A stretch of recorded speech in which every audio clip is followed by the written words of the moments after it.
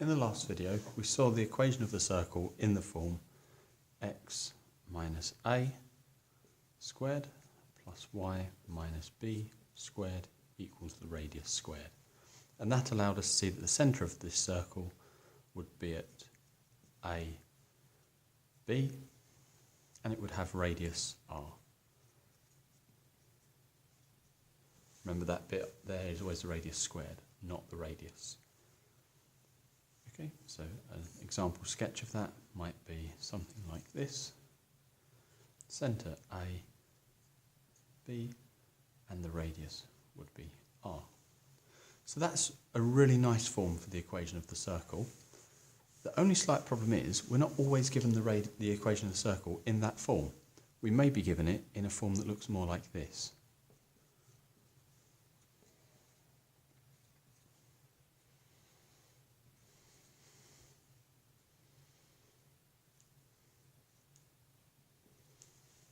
Okay, so if we've been given an equation of a circle which looks like this, we may be asked to find the centre and radius of the circle, or we may need those to answer questions in the future. So how can we turn this into the previous form?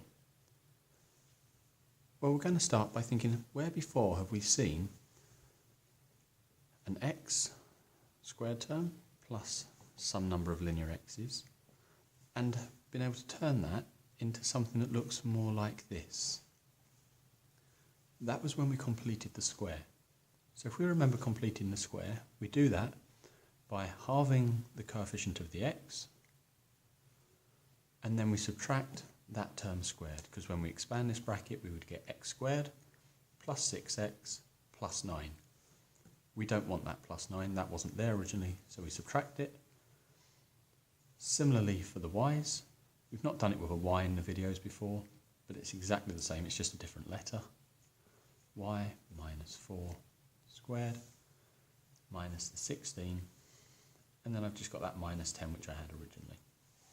Okay, nearly there now, so we've completed the square to get it looking like what we had originally. Now we just bring all of these constants onto the other side so that we can identify our r, or at least our radius squared.